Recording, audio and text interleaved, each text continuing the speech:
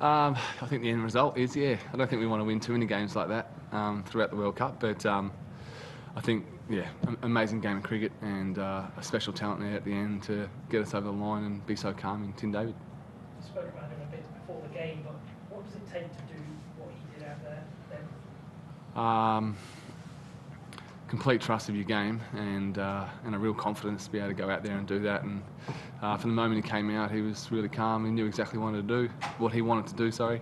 And I think he's just learning over the last 2 years. You've seen him dominate T20 comps around the world, and for him to come onto the international stage and I guess feel at home playing for Australia, it's special to watch and very proud of him. What was the chat going into that last over and that last ball? Get me off strike. No, well, what do we need? 16 off the last over.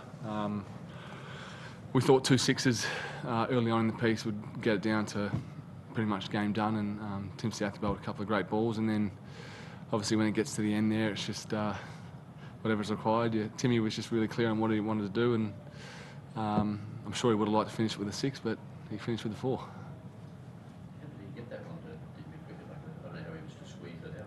What were you thinking when that one landed? Well, I was thinking run.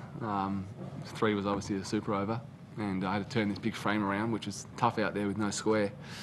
But then obviously once I saw it go over the line, it's just pure elation, and I think just for someone like Tim to be able to come and do that, like I said before, on the international stage, it's amazing. Did you think you stayed in the game, keeping them from chasing 216? Did you think that was gettable when you went out there? Yeah, I mean, I had confidence that we'd be able to chase that, certainly on that wicket. I thought it was a really good cricket wicket. And we managed to sort of stay within the run rate for the whole time. I mean, we don't want to be chasing 216 too often, but I think that on these grounds over here and the great wickets, small grounds, we sort of have to get used to defending or chasing 200. So obviously we'd like to chase a lot less, but you got to give hats off to New Zealand. I thought they batted extremely well. We weren't able to sort of take wickets through that middle period, and when you can't do that at this level, they hurt you. So all round, I thought it was just a great game of cricket. We stayed in it, and we fought right to the end, and came out on top. And you were 1 for 21 off 3, and sort of looking good in a game where 400 runs are scored. Was that third over? Did you have to change tactics on the run a little bit there, given that Zap's got a bit of tap?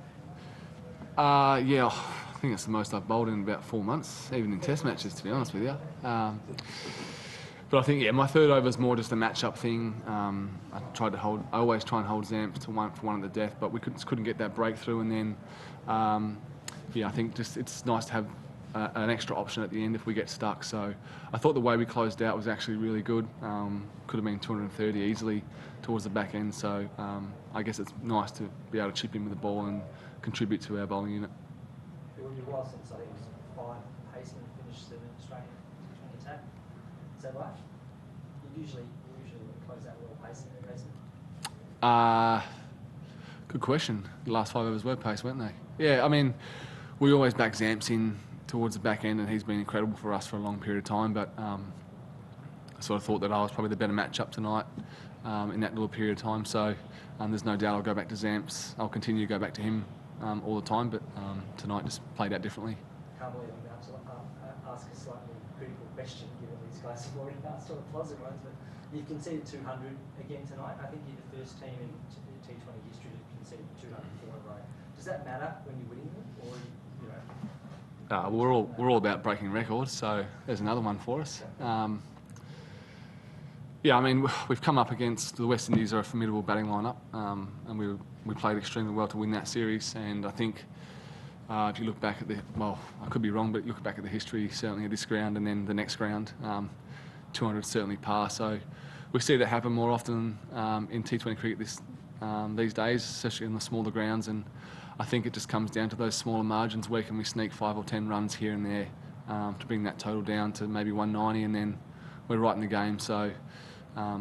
Your comments yesterday, just leaving Steve Smith out of the sort of before we had to sort of raise a few eyebrows, or just what people thinking about where he fits into the side. Yep. Where does he fit into the side? Is he likely to play an even part? Yeah, I'd say he's likely to come in. I think we probably head in Davey were our first choice for this match, but there's no doubt that Steve will come into calculations for the next game, and I understand that it always raises eyebrows when Steve Smith gets left out of the team, but we're certainly building towards the World Cup, and we'll give lots of guys different opportunities over the next few games, so he's one of them.